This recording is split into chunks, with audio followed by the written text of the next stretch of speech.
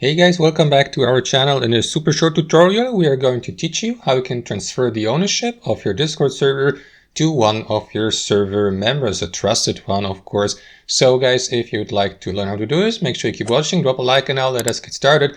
So guys, for obvious reasons, you will need to be the owner of the given server. And what you want to do, guys, is while being logged into your account here on Discord is head over to your server here on Discord by selecting it from the left sidebar.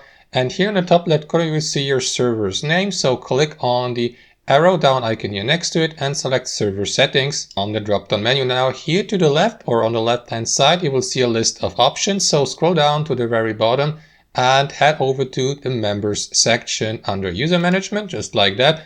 So guys, here you will see the list of server members, and as the channel or server owner or admin, you have the rights to assign roles and also to transfer the ownership to your server members. Now, as you can see, I created that server for demonstration purposes just a few minutes ago, so there's actually no other member beside me here in that server, but it's actually super simple, guys. All you need to do, guys, is when you see the server member listed here below, simply click on these three dots here to the right where it says more or more options, and also make sure that you select a trusted server member, guys, because if you transfer the ownership to that server member, he or she will become the new server owner. So make sure you're 100% convinced to do that. If that's the case, simply click on these three dots on more options, and here on that drop down or in that drop down menu, you will see an option transfer ownership. Of course, for obvious reasons, I can't transfer the ownership to myself because I'm the current owner, but you will see that option for any other server member. So click on it,